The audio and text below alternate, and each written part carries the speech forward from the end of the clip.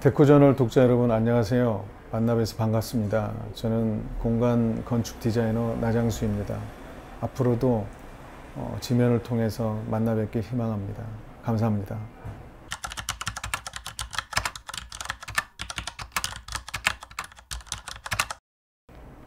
2008년 들어와서 만든 게 이제 디초콜릿 커피. 그걸 2008년도에 로데오에 1호점을 냈는데 정말 소위 대박을 쳤죠. 그때부터 디초콜릿 커피뿐만 아니고 그때 동시에 이제 카페베네, 현재 우리가 지금 여기서 보고 있는 이런 재료적인 뭐 저런 노출 콘크리트라든지 뭐 바닥에 몰탈이라든지 이런 고재로 만든 이런 의탁자 뭐 팁 이런 거라든지 그 당시에 좀 인더스트리얼하고 빈티지한 이런 것들이 사실 2008년부터 시작했다고 해도 과언이에요. 지금은 이제 정점을 찍었지만 그런 어떤 유행의 단초가 되지 않았나.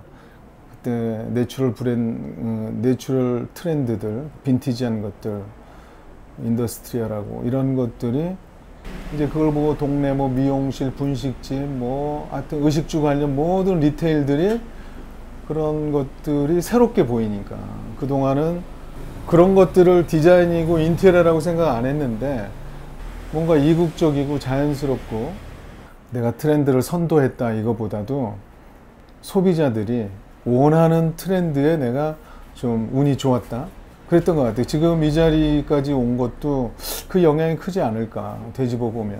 근데 이제 저간에 그럼 그런 것들을 어떻게 발견하고 트렌드를 앞서가는지 또 최근의 트렌드는 무엇인지, 그러면 지금 향후에 올 그런 메가 트렌드는 뭐냐 이런 것들에 대한 나는 조금 어렴풋이 느끼고는 있어요.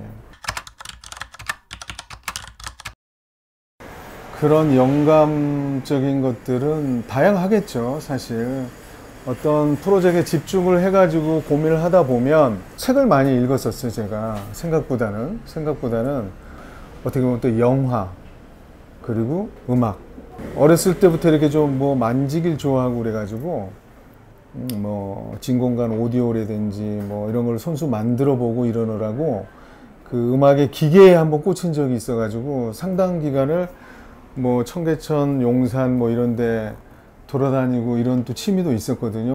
근데 그런 내가 평상 일상에 접하던 독서나 아니면 영화나 아니면 음악 이런 것들에서 지내놓고 보니까 많은 그런 것들을 가져왔더라고요. 디초콜릿 커피 같은 것도 이제 커피에 대한 그 어떤 기본적인 것들을 좀 공부를 하다가 내가 어렸을 때 본 그 영화 아웃 오브 아프리카 딱 떠오르더라고요. 순간적으로 케냐의 커피 농장을 테마로 한 그 로망의 로망, 그런 그래서 아프리카를 한번 컨셉으로 해볼까 여러 가지가 충족이 되더라고요. 가장 지구상에서 가장 오염 안 된 자연, 웰빙, 그리고 커피의 본고장, 그리고 떠오르는 그 케냐의 커피 농장. 그래서 디초콜릿 커피의 컨셉은 그 영화 아웃 오브 아프리카였어요. 그래서 그 영화에 나오는 이제 그 스틸을 갖다가 벽에다 벽화로도 그리고 아프리카의 그 붉은 황토를 바닥에다 이제 구현하다 보니까 그런 몰탈, 이런 황토 몰탈 이런 것도 나왔고, 아프리카에 쓰는 나무는 왠지 좀 오래된 고재 이런 게 어울릴 것 같다 그래서 디초콜릿 커피의 그런 재료적인 특징이 그런 것들이에요. 모든 사람은 집을 나선 순간 나그네다. 집을 나온 그 사람들이 그 내 집에서 느끼는 그 편안함을 사실 나와서도 나는 공간적으로 찾는다고 봐요. 현대인의 나그네를 이렇게 따뜻하게 품어줄 수 있는 이런 공간을 연출하려고 사실 많이 보이지 않게 노력한 부분들이 있어요.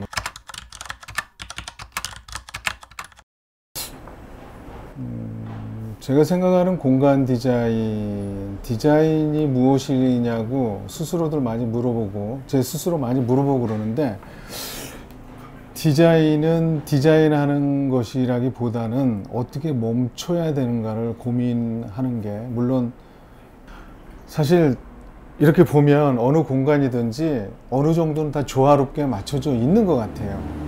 기존에 있는 것들을 어떻게 더 살리는, 좀 도와주는 쪽의 디자인이 나는, 디자인이라는 그 단어, 어원 자체가 디시그네이트라고 지정하다로 알고 있어요. 흐르지 않고 더 과하게 갖다 붙이지 않고 어느 순간 디자이너가 멈춰주는 그런 거 아닌가. 과하지 않고 지나치지 않고 넘치는 것보다 좀 모자라는 게 낫잖아요.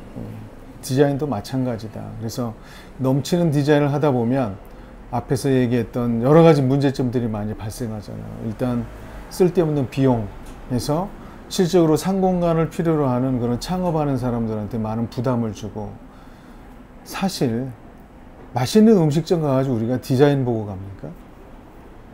디자인 눈에 들어오지도 않잖아요.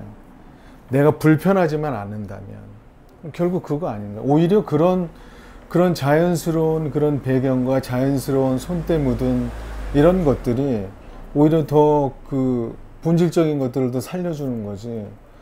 내가 화려하게 이렇게 디자인을 하고 뭔가 해가지고 오히려 들어오는 그 공간에 들어온 사람을 부담스럽게 하고 불편하게 하고, 이런 것들은 지금 와서 느끼는 거지만 과거에 했던 것들은 디자인이 아니구나라는 생각을 해요. 그래서 물론 배우는 사람들은 이것저것 다 해야 되잖아요. 그러나 그런 것들을 좀 기본적으로 느낄 수가 있다면 그것도 하나의 좋은 디자인을 하는 사람들에게 방향이 되지 않을까 이렇게 생각을 해요. 뭔가 하려고 하지 말고 뭔가 멈추려고 하는 디자인. 가령 조명 같은 것만도 그렇잖아요. 조명. 사실 조명은 어떻게 조명을 킬까 이거보다 사실 저 조명을 어떻게 꺼줘야 더 이 공간이 살까, 이걸 더 고민해야 된다고 생각을 해요. 어느 조그만 식당인지 카페를 하는 주인이 자기가 거기다 많은 돈을 들여가지고 공간을 딱 만들었는데 손님이 그렇게 안 오더래요. 그래서 전기세 낼 돈도 없는데 천장을 봤더니 웬 등은 저렇게 많이 달려있나 그러고, 그래서 자기가 반을 돌려서 껐답니다. 그랬더니 바로 그날 저녁부터 손님이 들어오더라. 이 부분이 시사하는 바가 많거든. 과욕하고 넘쳐가지고 오히려 망치는 부분이 많은데, 이런 부분들을 기초로 해서 생각해낸 말이었습니다. 네.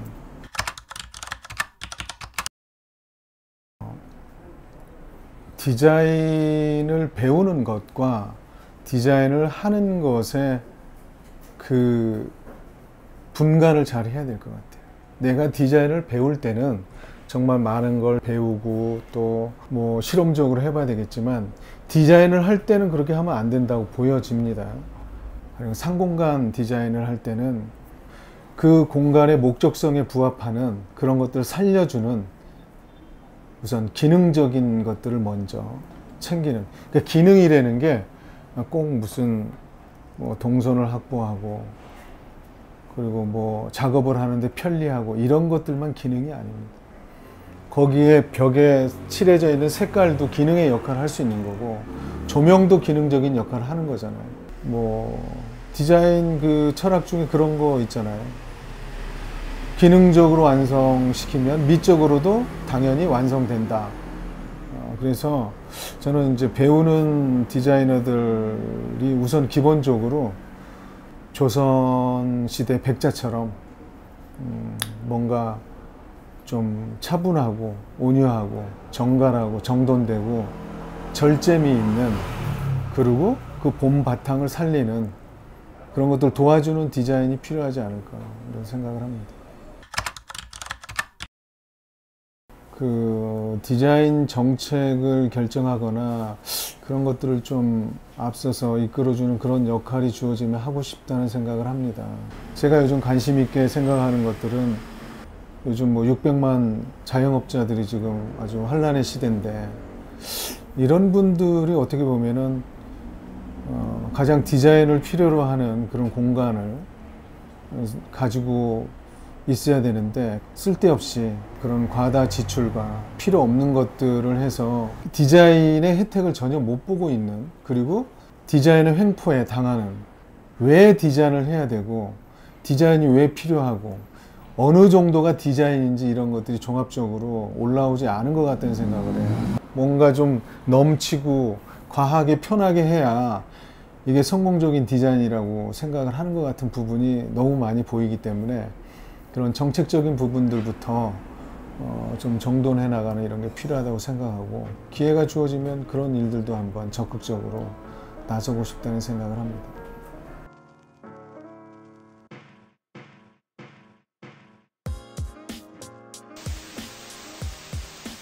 지금이 상당히 디자인적으로도 과도기고 또 어떤 세대 교체하는 과정에서도 과도기고, 트루먼스터 현상이라고, 이게 어떤 SNS 마케팅이나 문화 마케팅으로 해서